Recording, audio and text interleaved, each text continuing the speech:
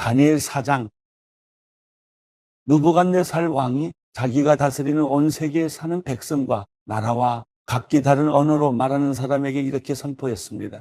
너희가 태평성대를 누리기를 바란다. 높고 높으신 하나님께서 내게 보여주신 표적과 기적을 기꺼이 드러내 알리려고 한다. 얼마나 위대한 표적인가? 얼마나 놀라운 기적인가? 그분의 나라는 영원하며 그분의 다스림은 대대로 계속될 것이다. 나 느부갓네살이 집에서 편히 쉬며 궁궐에서 잘 지내고 있는데 어떤 꿈을 꾸고 그 꿈 때문에 두려움에 쌓였다. 내 침대에 누워 생각하던 가운데 머리에 떠오른 환상으로 인해 마음이 답답하고 불편했다. 그래서 나는 그 꿈의 뜻을 알기 위해 바벨론의 모든 지혜자를 내 앞에 부르라고 명령했다. 마법사, 주술사, 점성술사, 점쟁이가 불려왔는데 내가 그들에게 내 꿈을 말해 주었지만 그들은 그 꿈을 풀지 못했다. 나중에 다니엘이 내 앞에 왔다. 그는 내 신의 이름을 따서 벨드사살이라고 불렸다. 다니엘 안에는 거룩한 신들의 영이 있었다. 나는 그에게 꿈을 말해 주었다. 우두머리 마법사 벨드사살아, 내 안에는 거룩한 신들의 영이 있어서 아무리 숨겨있는 비밀이라도 내가 풀지 못할 어려운 것이 없음을 알고 있다. 내가 꿈에서 본 환상의 뜻을 풀어서 내게 말하여라. 내가 침대에 누워있을 때 내 머릿속에 나타난 환상은 이러하다. 나는 땅 한가운데 서 있는 매우 키가 큰 나무 한 그루를 보았다. 그 나무는 점점 자라서 강해지고 나무 꼭대기가 하늘에 닿고 땅 끝에서도 잘 보였다. 그 잎은 아름다웠고 열매가 많이 열려 세상 사람 누구든지 먹을 만큼 풍족했다. 들짐승들이 나무 아래에서 살고 공중에 나는 새들은 가지 사이에 깃들었다. 모든 생물이 그 나무에서 먹이를 얻었다.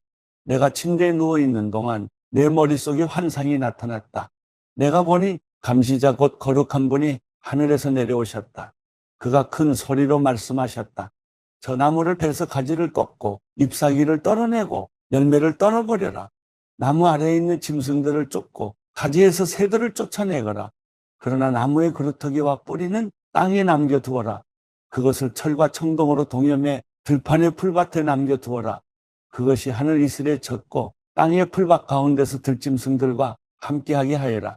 그 마음이 달라져 사람의 마음 같지 않고 짐승의 마음을 받아서 7대를 지낼 것이다.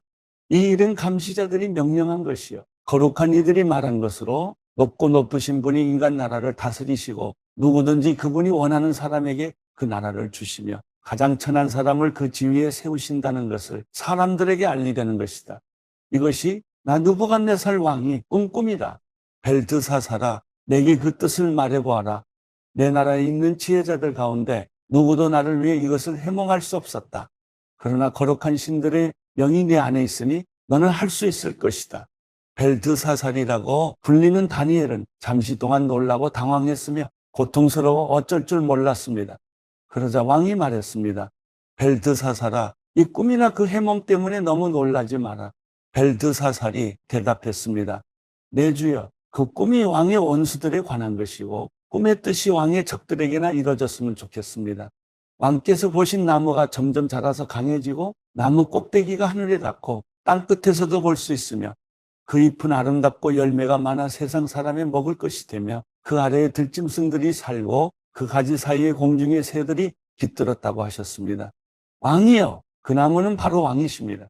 왕께서 점점 자라서 강해지시고 위대함이 하늘에 닿아 왕의 다스림이 땅끝까지 이를 것입니다. 또 왕께서 보니 감시자 곧 거룩한 분이 하늘에서 내려와 말씀하셨습니다. 저 나무를 베어 없애버려라. 그러나 그루터기와 뿌리는 땅에 남겨두고 철과 청동으로 동여매 풀밭에 두어라. 그것이 하늘 이슬에 젖고 들짐승들과 함께하며 7대를 지내게 하여라라고 하셨습니다. 왕이여, 그것은 높고 높으신 분이 내 주 왕에게 내리신 명령으로 그 뜻을 이뤘습니다. 왕께서는 백성들에게 쫓겨나 들짐승과 함께 살며 소처럼 풀을 먹고 하늘 이슬에 젖게 되실 것입니다. 이렇게 7대를 지내고 나면 높고 높으신 분이 인간 나라를 다스리시고 누구든지 그분이 원하는 사람에게 그 나라를 주신다는 것을 왕이 알게 될 것입니다. 또 그들이 나무 그루터기와 뿌리를 남겨놓으라고 명령하였습니다. 왕이 하나님께서 세상을 다스리신다는 것을 깨달은 다음에 왕의 나라가 굳게 설 것입니다. 그러므로 왕이여, 부디 내 말을 받아주십시오. 죄를 끊고 의를 행하며 가난한 사람에게 자비를 베풀어 죄악을 벗어버리십시오. 그러면 혹시 왕이 오래도록 계속 잘 살게 될지 모르겠습니다. 이 모든 일이 느부갓네살 왕에게 일어났습니다. 12개월이 지난 뒤 어느 날 왕이 바벨론 왕궁의 옥상을 거닐고 있었습니다. 왕이 말했습니다. 내가 세운 이 성 바벨론은 위대하지 않은가? 나는 내 큰 힘과 권력으로 내 위엄의 영광을 위해 이 도시를 건설했다. 그 말이 왕의 입에서 떨어지기도 전에 하늘에서 소리가 내려왔습니다. 느부갓네살 왕아, 내게 선언한다. 이 나라의 왕의 자리는 내게서 떠났다. 너는 사람들에게 쫓겨나서 들짐승과 함께 살며 소처럼 풀을 먹을 것이다. 내가 이렇게 7대를 지내고 나면 높고 높으신 분이 인간 나라를 다스리시고 누구든지 그분이 원하시는 사람에게 그 나라를 주신다는 것을 알게 될 것이다. 바로 그때 느부갓네살에게 말씀하신 것이 이루어졌습니다. 그는 사람들에게 쫓겨나 소처럼 풀을 먹었습니다.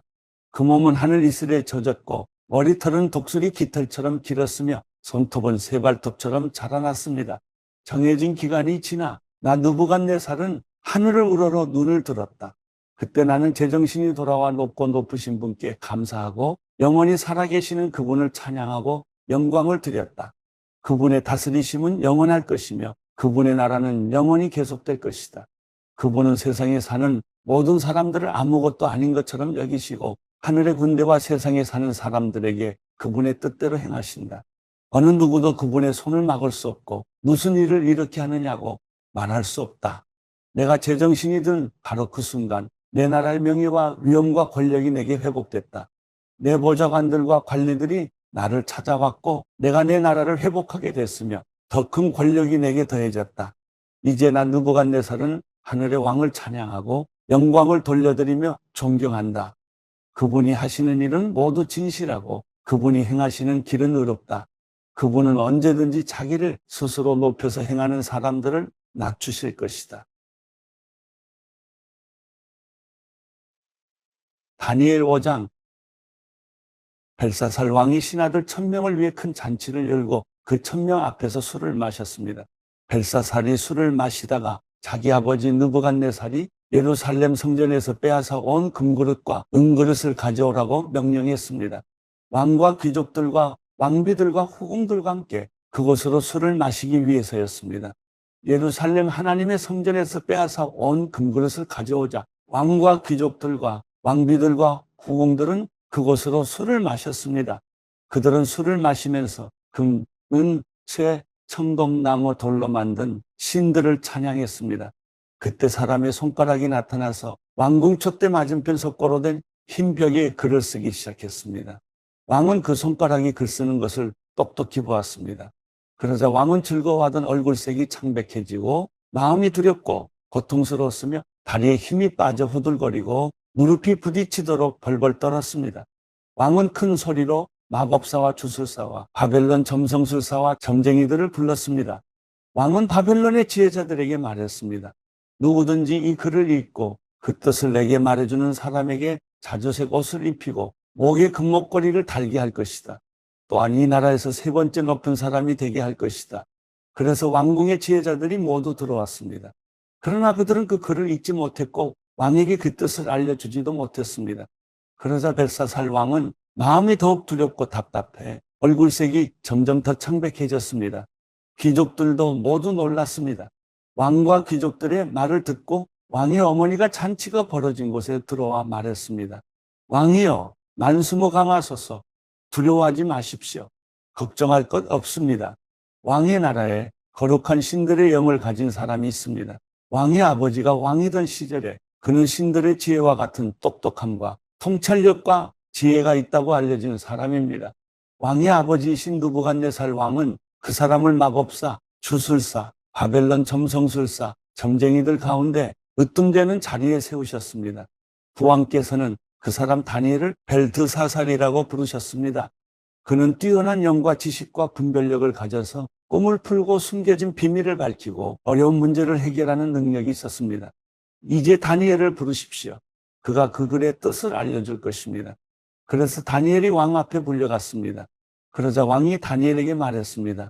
내가 내 부왕께서 유다에서 포로로 잡아온 유다 사람 다니엘이냐?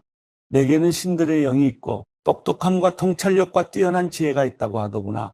내가 지혜자들과 주술사들을 불러서 이 글을 읽고 그 뜻을 말하라고 했지만 그들이 그 뜻을 해석하지 못했다. 나는 내가 뜻을 알아내고 어려운 문제를 푸는 데 능력이 있다고 들었다. 만약 내가 이 글을 읽고 그 뜻을 내게 알려주면 너는 자주색 옷을 입고 목에 금목걸이를 두를 것이며 또한 이 나라에서 세 번째 높은 벼슬자리에 오를 것이다. 그러자 다니엘이 왕께 말했습니다. 선물은 거두시고 상은 다른 사람에게나 주십시오. 어쨌든지 왕에게 나타난 이 글을 읽고 왕께 그 뜻을 알려드리겠습니다. 왕이여, 높고 높으신 하나님께서 왕의 아버지 느부갓네살에게 나라를 주시고 큰 권력과 영광과 위엄을 주셨습니다. 느부갓네살 왕이 가진 큰 권력으로 인해 모든 민족과 나라와 각기 다른 언어를 말하는 사람들이 그 앞에서 떨고 두려워했습니다. 그 왕은 죽이고 싶은 사람은 죽이고 살리고 싶은 사람은 살리며 명예를 높이고 싶은 사람은 높이고 낮추고 싶은 사람은 낮췄습니다. 그러나 그 마음이 높아지고 고집을 부리며 자기 생각대로만 행동해 그는 왕위에서 쫓겨나 그 영광을 빼앗겼습니다.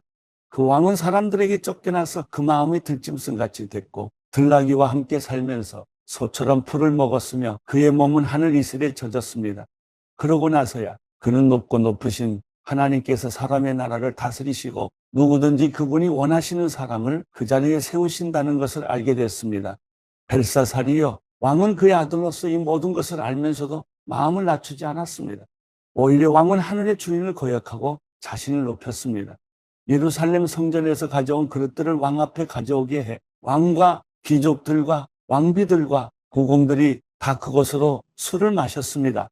왕은 또한 은, 금, 청동, 새, 나무, 돌로 만든 신들, 곧 보지도 못하고 듣지도 못하고 알지도 못하는 것들을 찬양했습니다.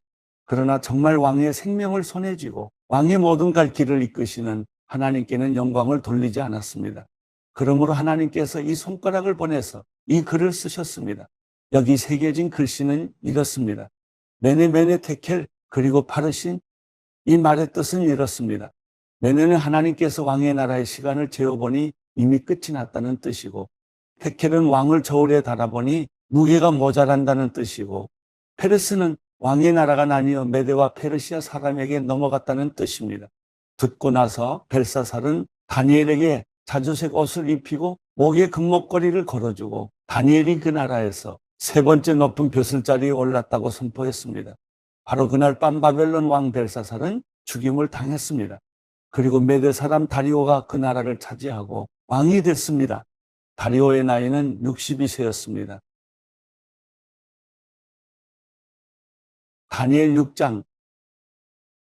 다리오는 자기가 생각한 대로 온 나라의 120명의 지방 장관을 세워 그 나라를 다스리게 했습니다. 또 그들 위에 3명의 총리를 세웠는데 그 가운데 한 사람이 다니엘이었습니다.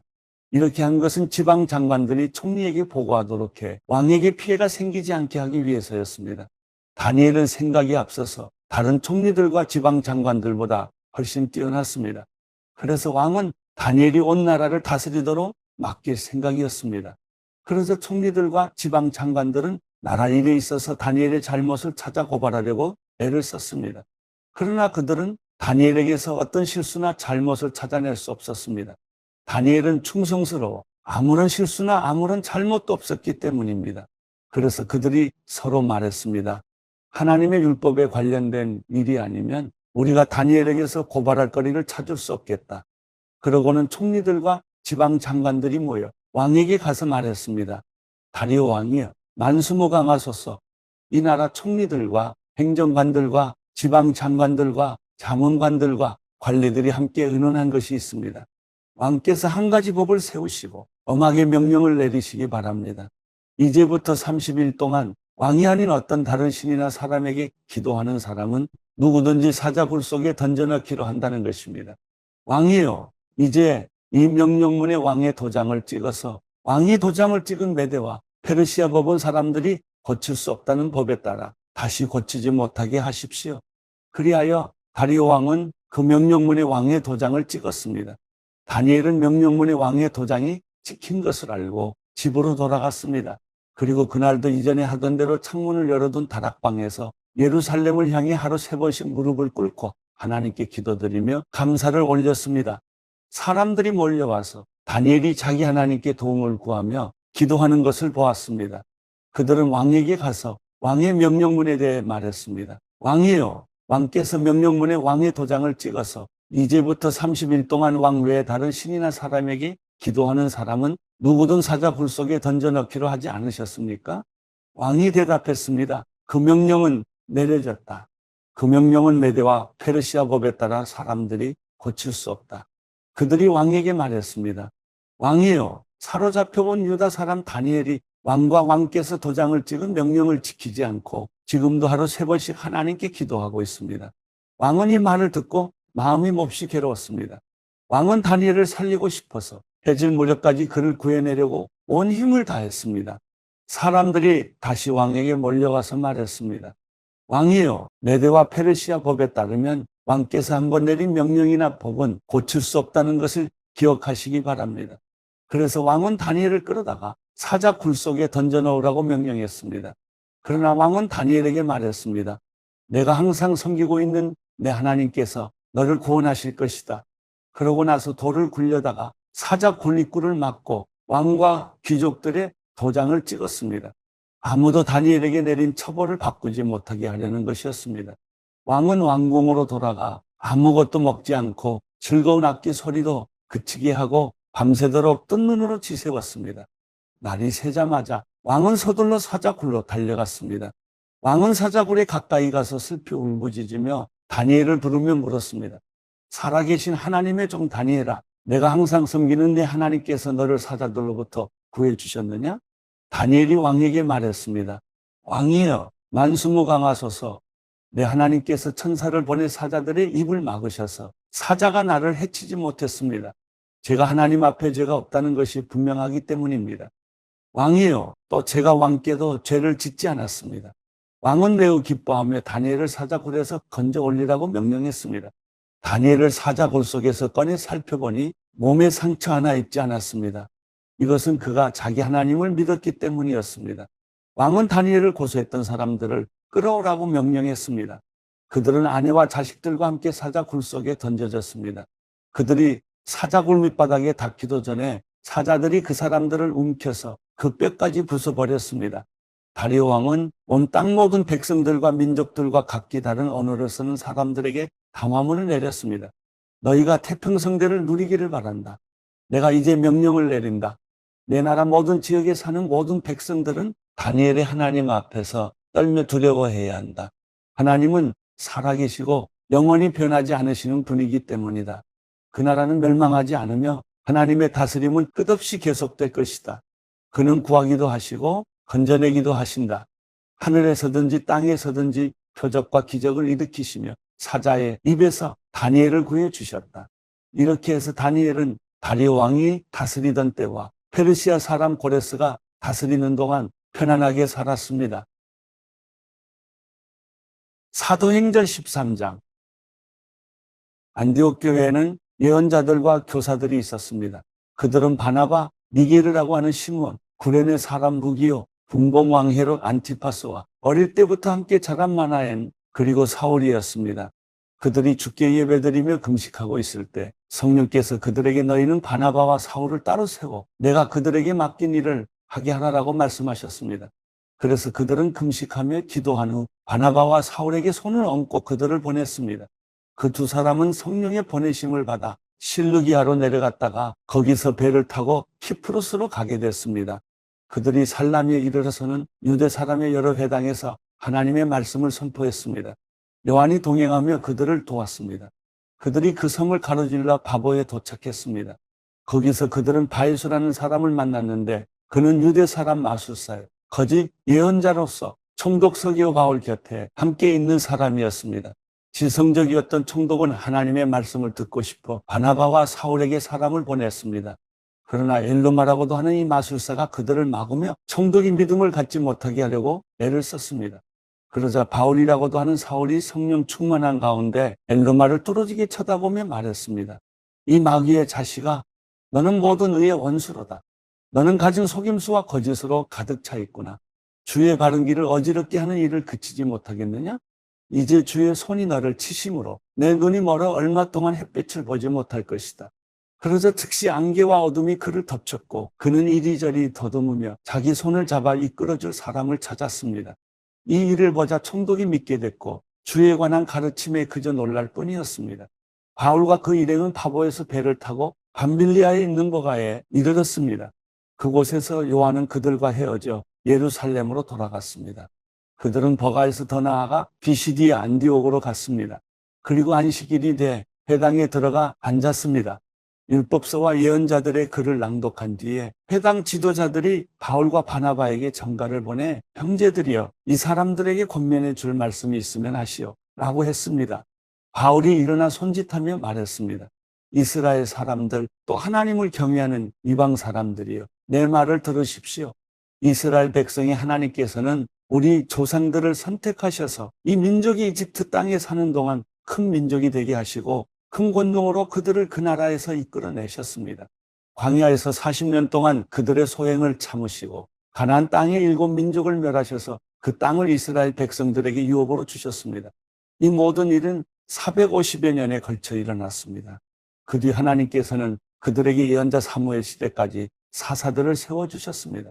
그 후 이 백성들이 왕을 요구하자 하나님께서 베냐민 지파 기스의 아들 사울을 주어 40년 동안 다스리게 하셨습니다. 그리고 사울을 패하신 하나님께서는 다윗을 그들의 왕으로 세우셨습니다. 다윗에 대해 증언하시기를 내가 이새의 아들 다윗을 보니 내 마음에 꼭 맞는 사람임을 알았다. 내가 바라는 모든 것을 그가 이룰 것이다 라고 하셨습니다. 하나님께서는 약속하신 대로 다윗의 자손 가운데 구세주를 이스라엘에게 보내주셨는데 그 사람이 바로 예수입니다. 예수께서 오시기 전에는 요한이 이스라엘 모든 백성들에게 회개의 세례를 선포했습니다. 그리고 요한은 자기 사역을 끝마칠 무렵 너희는 나를 누구라고 생각하느냐? 나는 그리스도가 아니다. 그러나 그리스도는 내 뒤에 오실 것인데 나는 그분의 신발끈을 풀 자격도 없는 사람이다라고 말했습니다. 아브라함의 자손인 형제들이요. 그리고 하나님을 경외하는 이방 사람들이요. 하나님께서 이 구원의 말씀을 우리에게 보내주셨습니다. 예루살렘에 사는 사람들과 그 지도자들은 예수를 알아보기는커녕 오히려 예수를 정죄해 안식일마다 읽는 예언자들의 말씀을 그대로 이루었습니다. 그들은 사형을 선고할 근거를 전혀 찾지 못했음에도 예수를 죽여달라고 빌라도에게 요구하고 예수에 관해 성경에 기록된 모든 말씀대로 행한 뒤 예수를 나무에서 끌어내려 무덤에 묻었습니다. 그러나 하나님께서는 죽은 사람들 가운데서 예수를 살리셨습니다. 그 후 여러 날 동안 예수는 갈릴리로부터 예루살렘까지 자기와 동행했던 사람들에게 나타나셨습니다. 그들이 바로 지금 백성들에게 예수에 대해 증언하는 사람들입니다. 우리도 여러분에게 하나님께서 우리 조상들에게 약속하신 좋은 소식을 전하고자 합니다. 하나님께서는 예수를 살리심으로써 그들의 자손인 우리에게 그 약속이 이루어지게 하셨습니다. 이것은 시편 2편에 기록된 것과 같습니다. 너는 내 아들이다. 오늘 내가 너를 낳았다. 하나님께서는 죽은 사람들 가운데서 예수를 다시 살리시고 썩지 않게 하셨는데 이것은 내가 다윗에게 약속한 거룩하고 확실한 복을 너희에게 줄 것이다 라고 말씀하셨던 것입니다. 또 다른 시편에도 기록되어 있습니다. 주께서는 주의 거룩하신 분을 썩게 내버려 두지 않으실 것입니다.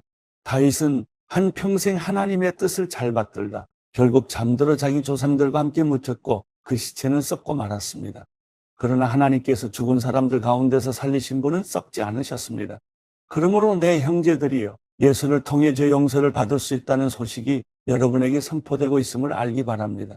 여러분이 모세의 율법으로는 의롭게 될 수 없었던 모든 것에서도 예수를 믿는 사람은 누구나 의롭다고 인정을 받게 되는 것입니다.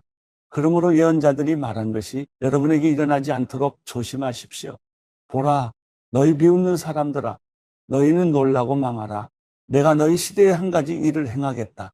누군가 그 일을 너희에게 전해준다 해도 너희가 믿지 않을 것이다. 바울과 바나바가 회당에서 나오는데 사람들이 그들에게 다음 안식일에도 이 말씀을 좀 더 해달라며 부탁했습니다. 집회가 다 끝난 후 많은 유대 사람들과 유대교로 개종한 경건한 사람들이 바울과 바나바를 따라왔습니다. 그들은 그 사람들과 함께 이야기를 나누고 하나님의 은혜 가운데 계속 머물러 있으라고 권했습니다. 그 다음 안식일에는 그 도시의 사람들이 거의 다 주의 말씀을 듣기 위해 모였습니다. 그 무리를 본 유대 사람들은 시기심으로 가득 차 바울이 말하는 것을 반대하며 모욕했습니다. 그때 바울과 바나바가 그들에게 담대하게 대답했습니다. 우리는 하나님의 말씀을 여러분에게 먼저 전하지 않을 수 없었습니다. 그런데도 여러분은 그 말씀을 거절하고 영원한 생명을 얻기에 합당치 못한 사람이라고 스스로 판단하고 있습니다. 그렇기 때문에 우리는 이제 이방 사람들에게 눈을 돌립니다. 이것이 바로 주께서 우리에게 하신 명령이기 때문입니다. 내가 너를 이방 사람들의 빛으로 삼았으니 이는 내가 땅 끝까지 구원을 이루게 하려는 것이다. 이 말을 들은 이방 사람들은 기뻐하며 주의 말씀을 찬양했습니다. 그리고 영원한 생명을 얻도록 선택된 사람들은 모두 믿게 됐습니다. 그리하여 주의 말씀이 그 지방 전체에 두루 퍼졌습니다. 그러나 유대 사람들은 경건한 기부인들과 그 도시의 지도자들을 선동해 바울과 바나바를 핍박하게 했고 결국 그 지방에서 그들을 강제로 내쫓았습니다. 그러자 바울과 바나바는 발에 붙어 있던 먼지를 그들을 향해 떨어버리고 이고니온으로 갔습니다. 제자들은 기쁨과 성령으로 충만했습니다. 사도행전 14장. 이고니온에서도 바울과 바나바는 유대 사람의 회당에 들어가 복음을 전했습니다. 그러자 많은 수의 유대 사람들과 이방 사람들이 믿게 됐습니다. 그러나 믿기를 마다하는 유대 사람들은 이방 사람들을 선동해 형제들에 대해 나쁜 감정을 품게 했습니다. 바울과 바나바는 그곳에 오랫동안 머물면서 주를 의지해 담대히 말씀을 전했고 주께서는 그들에게 표적과 기사를 행하는 능력을 베풀어 주셔서 주의 은혜의 말씀을 확증해 주셨습니다. 그 도시 사람들은 두 편으로 갈려 한쪽은 유대 사람들 편을, 다른 쪽은 사도들 편을 들었습니다. 그런데 이방 사람들과 유대 사람들은 그들의 지도자들과 함께 바울과 바나바를 핍박하고 돌로 쳐 죽이려 했습니다. 그러나 그들은 이 사실을 알고서 루가오니아 지방에 속한 두 도시인 루스드라와 더베와 그 근방으로 피신해 그곳에서도 복음을 전했습니다. 루스드라에 발을 쓰지 못하는 장애를 가진 한 사람이 앉아 있었습니다. 그는 태어나면서부터 걸어본 적이 전혀 없었습니다. 그는 바울이 말하는 것을 귀 기울여 듣고 있었습니다. 바울이 그를 유심히 보다가 그에게 치유받을 만한 믿음이 있는 것을 보고 큰 소리로 당신 발로 똑바로 일어서시오 라고 외쳤습니다. 그 말에 그 사람은 벌떡 일어나 걷기 시작했습니다. 사람들은 바울이 한 일을 보고 루가오니아 말로 소리 질렀습니다. 신들이 사람의 모습으로 우리에게 내려오셨다. 그들이 바나바는 제우스라 부르고 바울은 주로 말을 하기 때문에 헤르메스라고 불렀습니다. 도시 밖에 있는 제우스 신전의 제사장은 황소들과 화환들을 성문 앞으로 가져왔습니다. 사람들과 함께 그들에게 제물을 바치려는 것이었습니다. 그러나 두 사도 바나바와 바울은 이 말을 듣고 옷을 찢으며 사람들 속으로 뛰어들어가 외쳤습니다. 사람들이여, 왜 이런 행동을 합니까? 우리도 여러분과 똑같은 사람입니다. 우리가 여러분에게 복음을 전하는 것은 여러분이 이런 헛된 것을 버리고 하늘과 땅과 바다와 그 안에 모든 것을 만드신 살아계신 하나님께로 돌아오라고 하는 것입니다. 과거에는 하나님께서 모든 민족들이 제멋대로 가도록 내버려 두셨습니다. 그렇다고 하나님께서 자신에 대해 증언하시지 않은 것은 아닙니다. 하나님께서는 자비를 베풀어 하늘에서 비를 내릴 때가 되면 열매를 맺게 하시고 넉넉한 양식을 공급해 여러분의 마음을 기쁨으로 가득 채워 주셨습니다. 바나바와 바울은 이런 말로 자기들에게 제물을 바치지 못하도록 그들을 간신히 말릴 수 있었습니다. 그때 안디옥과 이고니온에서 유대 사람들이 몰려와 사람들을 선동해 자기들 편으로 끌어들여 바울에게 돌을 던지게 했습니다. 그리고 바울이 죽은 줄 알고 그를 도시 밖으로 끌어냈습니다. 그러나 제자들이 바울 주위에 모여들자 그가 일어나 다시 도시 안으로 들어갔습니다. 그 다음 날 바울은 바나바와 함께 더베로 떠났습니다. 그들은 그 도시에서 복음을 전한 뒤 많은 제자들을 얻게 됐습니다. 그러고 나서 루스드라와 이고니온과 안디옥으로 되돌아가 제자들의 마음을 강하게 하고 늘 믿음에 머물러 있도록 격려해 주었습니다. 또 우리가 하나님 나라에 들어가려면 우리가 마땅히 많은 고난을 겪어야 한다고 말했습니다. 바울과 바나바는 제자들을 위해 각 교회마다 장로들을 세워 기도하고 금식하며 자신들이 믿는 주께 그들을 부탁했습니다. 그런 뒤에 그들은 비시디아를 통과해 밤빌리아에 들어갔다가 거기에서 말씀을 전하고 아탈리아로 내려갔습니다. 그리고 그들은 아탈리아에서 배를 타고 안디옥으로 돌아갔습니다. 이 안디옥은 그들이 선교 활동을 위해 자신들을 하나님의 은혜에 헌신했던 곳인데 이제 그 일을 성취한 것입니다. 바울과 바나바는 안디옥에 도착해서 교회 신자들을 모으고 하나님께서 그들과 함께 행하신 모든 일과 하나님께서 어떻게 이방 사람들에게 믿음의 문을 여셨는지 보고했습니다. 그러고 나서 그들은 제자들과 함께 오랫동안 그곳에 머물렀습니다. 사도행전 15장. 유대에서 몇몇 사람들이 안디옥으로 내려와 형제들을 가르쳤는데 모세가 가르친 관례에 따라 할례를 받지 않는다면 구원을 받지 못한다라고 했습니다. 이 말로 인해 바울과 바나바는 그들과 적지 않은 충돌과 논쟁을 벌였습니다. 그래서 안디옥 교회는 바울과 바나바를 세워 몇몇 신자들과 함께 예루살렘으로 보냈습니다. 사도들과 장로들은 이 문제를 어떻게 생각하는지 알아보려는 것이었습니다. 교회의 전송을 받고 여행을 떠난 그들은 가는 길에 페니키아와 사마리아 지방을 거치면서 이방 사람들이 어떻게 개종하게 됐는지를 전했습니다. 이 소식은 모든 형제들을 무척 기쁘게 했습니다. 그들은 예루살렘에 도착해 교회와 사도들과 장로들에게 환영을 받았습니다. 그러고 난 후 하나님께서 자신들을 통해 하신 모든 일을 그들에게 보고했습니다. 그때 바리새파에 속해 있다 신자가 된 몇몇 사람들이 일어나 말했습니다. 이방 사람들이 할례를 받고 모세의 율법을 지키도록 해야 합니다. 사도들과 장로들이 이 문제를 논의하려고 함께 모였습니다.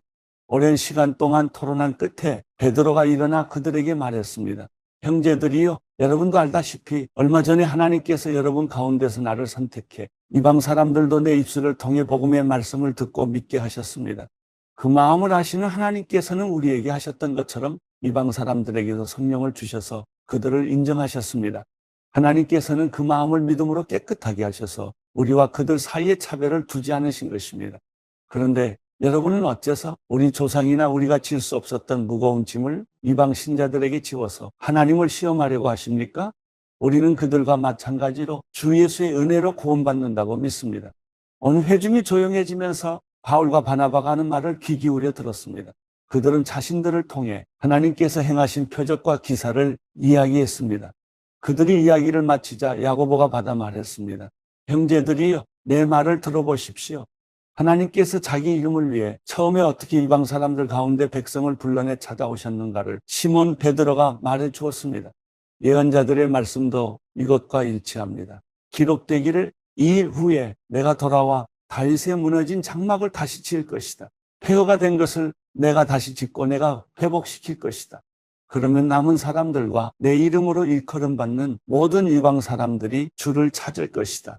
이것은 오래전부터 이 일을 알게 해주신 여호와의 말씀이다 라고 했습니다. 그러므로 내 판단으로는 우리가 하나님께 돌아오는 이방 사람들을 괴롭게 해서는 안 된다고 생각합니다. 다만 우상으로 더러워진 음식과 음행과 목매어 죽인 짐승의 고기와 피는 멀리하라고 편지하는 것이 좋겠습니다. 오래전부터 모세의 율법이 각 도시에 전해져 안식일마다 회당에서 그것을 읽고 있기 때문입니다. 그러자 사도들과 장로들과 온 교회는 몇몇 사람들을 뽑아 바울과 바나바와 함께 안디옥으로 보내기로 결정했습니다. 그래서 뽑힌 사람은 형제들 가운데서 지도자인 바사바라고 하는 유다와 실라였습니다. 그들은 그 사람들 편에 다음과 같은 편지를 보냈습니다. 여러분의 형제인 사도들과 장로들이 안디옥과 시리아와 길리기아에 있는 이방의 형제들에게 문안드립니다. 우리 가운데 어떤 사람이 여러분에게 가서 우리가 시키지도 않은 말을 해서 여러분을 괴롭히고 여러분의 마음을 아프게 했다는 소식을 들었습니다. 그래서 우리가 몇 사람을 뽑아 사랑하는 우리의 형제 바나바와 바울과 함께 여러분에게 보내기로 우리 모두 합의했습니다. 바나바와 바울은 우리 주 예수 그리스도의 이름을 위해 목숨을 건 사람들입니다. 그러므로 우리는 이 편지의 내용이 사실임을 분명히 말해줄 유다와 실라를 보냅니다. 꼭 필수적인 사항 몇 가지 외에는 여러분에게 아무 짐도 지우지 않으려는 것이 성령의 뜻이며 또 우리의 뜻입니다. 곧 우상에게 바쳐진 음식과 피와 목매어 죽인 짐승의 고기와 음행만은 멀리하십시오. 이런 조항만 잘 지키면 되겠습니다. 평안하십시오. 그들은 전송을 받고 안디옥으로 내려가 신자들을 불러 모은 후 편지를 전해 주었습니다. 그 사람들은 이것을 읽고 그 격려의 말씀에 기뻐했습니다. 유다와 실라도 예언자였기 때문에 여러 가지 말로써 그 형제들을 격려하고 힘을 북돋워 주었습니다. 그들은 안디옥에 얼마 동안 머물러 있다가 평안히 가라는 형제들의 전송을 받고 그들을 파송한 예루살렘으로 돌아갔습니다. 그리고 바울과 바나바는 안디옥에 계속 머물러 있으면서 다른 많은 사람들과 함께 주의 말씀을 가르치고 전했습니다. 며칠이 지나자 바울이 바나바에게 말했습니다. 우리가 주의 말씀을 전했던 도시마다 모두 다시 방문해 그들이 어떻게 지내고 있는지 알아봅시다.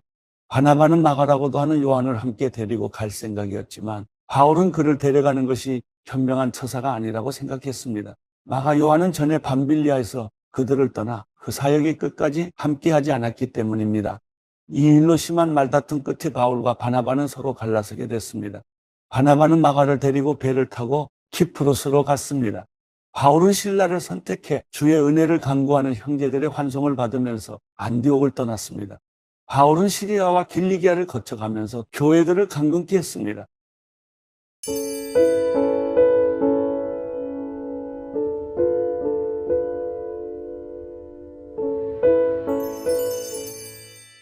시편 50편 전능하신 하나님 바로 여호와께서 말씀하셔서 해 뜨는 데부터 해 지는 데까지 세상을 부르셨다. 완벽한 아름다운 그 자체인 시온에서 하나님께서 눈부시게 빛을 내셨다. 우리 하나님께서는 잠잠히 오시지 않으실 것이다. 그분 앞에는 삼키는 불이 있으며 그 주위에는 맹렬한 폭풍이 있을 것이다. 그분이 위로는 하늘을 부르시고 아래로는 땅을 부르시니 그 백성들을 심판하시려는 것이다. 제사로서 나와 언약을 맺은 내 성도들을 내게로 모아오너라. 하늘이 그 의를 선포할 것이다. 하나님께서 친히 심판자가 되시기 때문이다. 셀라, 오 내 백성들아 들으라. 내가 말한다. 오 이스라엘아, 내가 너에 대해 할 말이 있다. 나는 하나님이다. 바로 내 하나님이다. 내가 내 희생제로 너를 책망하지 않을 것이니 너는 계속해서 내 앞에 번제를 드렸다. 나는 내 외양간의 황소도 내 우리의 염소도 가져갈 생각이 없다. 숲속의 동물이 다 내 것이며 수천의 산에 널려있는 소들도 다 내 것이 아니냐. 내가 산에 있는 새들을 다 알고 있고 들에 있는 동물들도 다 내 것이다. 내가 혹 굶주려도 내게 말하지는 않을 것이다. 세상이 내 것이고 그 안의 모든 것이 내 것이니 말이다. 내가 황소 고기를 먹겠느냐 아니면 염소 피를 마시겠느냐. 하나님께 감사의 제사를 드리고 지극히 높으신 분께 내 소원을 이루라. 고통받을 때 나를 불러라. 내가 너를 건지겠고 내가 나를 영화롭게 할 것이다. 그러나 악인들에게는 하나님께서 이렇게 말씀하신다. 내가 무슨 권리로 내 복을 말하고 내 언약을 내 입에 담느냐. 너는 가르침을 싫어해. 내 말을 등 뒤로 던져버리고 도둑을 보면 동조하고 가늠하는 사람들과 어울리며 입은 악에게 내주고 혀로는 속임수를 일삼으며 내 형제를 비난하고 내 어머니 아들을 비방하는구나. 내가 이런 짓들을 해도 내가 입 다물고 있었더니 나를 너와 같다고 생각했느냐. 그러나 이제 내가 너를 질책하고 내 눈앞에 내 죄를 차근차근 밝혀 보이겠다. 너희 하나님을 잊은 사람들아, 이것을 잘 생각해보라. 그러지 않으면 내가 너희를 산산조각 내도 구할 사람이 없을 것이다. 감사의 제사를 드리는 사람은 내게 영광 돌리는 것이니 길을 곱게 닦는 사람에게는 내가 내 구원을 보여주겠다.